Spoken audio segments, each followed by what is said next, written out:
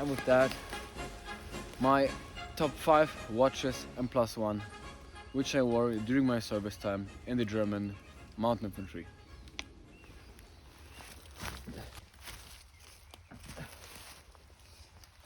So, ladies and gentlemen, welcome to Watch. As you can see, I'm in a uniform. I've been in the German military, more specifically in the mountain infantry, for 2 years, and after that I went to South Africa to work as a private security guard. And now I'm back. I want to do a little review on the watches I wore during my service time. I'll maybe do a video about the South Africa watches as well, but 2 parts, 2 episodes. First one, the German mountain infantry watches I wore. And I'll be accompanied by my German casket. It has accompanied me during hard times, and it'll accompany me now. I will use it as a storage box for my watches now. And with nothing further to say, we will start with the first watch, which is it's a plus one. It's a Garmin. It's not a watch. Technically, it's a GPS, but many guys in the military use Garmin watches. I like Garmin, but I would never wear a Garmin watch. But that is a Garmin GPS. It's the Fortrax 501, I believe. As I said, it is a GPS, but it has a watch function as well. I've used it during land navigation a couple of times when we were allowed to use devices, because most of the time in the German military they teach you to work with a compass and a map. They don't want you to use like electronics, but sometimes you're allowed to use it, and then it looks basically like that. I'll show you the watch mode. Yeah, it looks like that. It has a good lume actually, so I'm using it now during my expeditions when I go outdoors for hiking, trekking, overnighters, and at night actually it's almost like a torch, which is nice. It looks like that. I have some mosquitoes flying around. So that's number one. Now, my most worn watch during my service was the Casio F91W. It's a very famous watch. It's actually famous in the German military. They say it's the infantryman's watch because it's cheap, it's robust, and it's easy to replace. As you can see, I've replaced the watch straps multiple times because they broke during rock marches and some other heavy stuff I was doing. This one's already 6 years old, and I've never had to replace the battery once, which speaks for the quality of that. You can swim with that, you can do anything with that. It's a perfect beater watch, and it costs around, I think, 12 bucks, so you can replace it pretty easily. Well, there seems to be a huge mosquito somewhere near me, but let's not get distracted by that.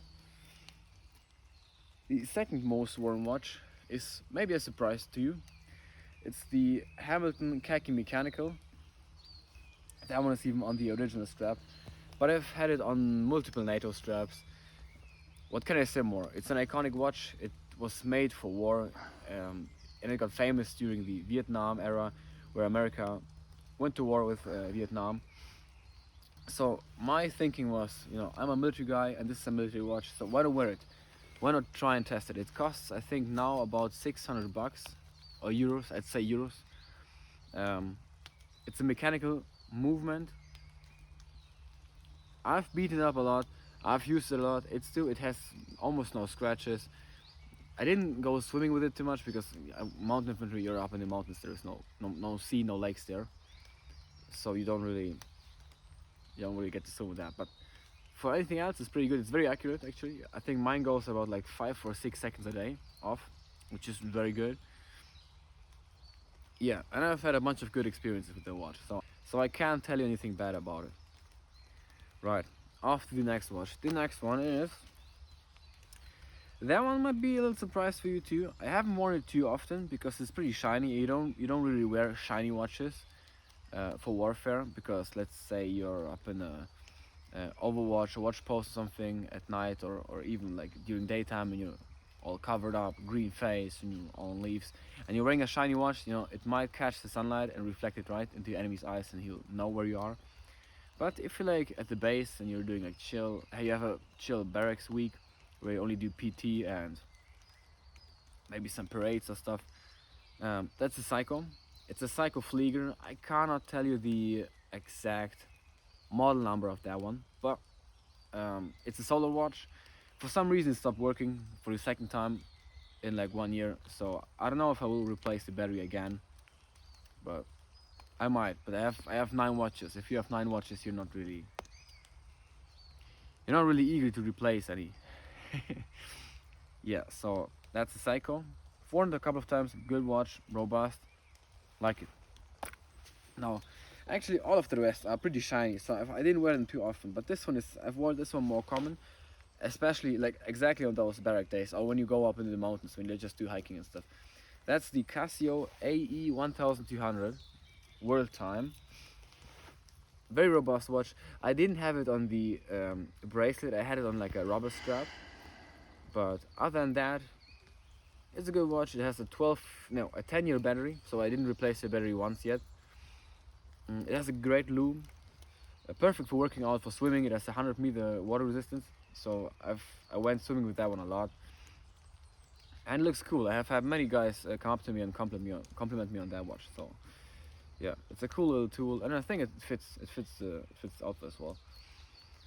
Yeah, Casio AE 1200, great beater watch. Costs about 50 euros. I think you can buy 50 euros. Yeah, so already the last watch. Drop the casket. The last watch might be a surprise to you, because I've worn this mostly on parades and afterwards. It's the Tudor Black Bay 36, which is my most expensive watch also. Here you go. That's what it looks like. Yeah, this is in no means a military watch, and if I put that on, you can see it doesn't really look appropriate for a military uniform. As you can see, it's reflecting a lot, but I've got compliments on this as well, but it does really fit, and it's in no way or shape or form a military watch. Yeah, but I can't complain. I've had the watch for around 4 years, I think. Its accuracy is great. I think it's 2 or 3 seconds a day. So yeah, overall, I like a watch. Yeah, that was all actually. I kind of thought I had more to talk about, but that's about it. So the key to a good field watch is, like those guys for example, is to be, humble, not shiny, very simple in design and functional. Because if you have a lot of bling bling, you have bling bang, huh? In South Africa I used different watches because it was a different environment. That was more like private security work, so you didn't have to be like more camouflage. You had to be more greyman, more undetectable. So it didn't really matter what watch you wore, as long as it wasn't too shiny. So you could wear a silver watch. You could wear that watch, for example. Yeah, but that's it for now. I hope you enjoyed the video. I've been active for 3.5 years, and then now I decided to go out and record a video. And the weather is supporting me perfectly. That's like the typical German infantry weather. In the military we said that's infantry sun, because it's best to do attacks during weather like this. And Germany has weather like this like 50% of the time. Yeah.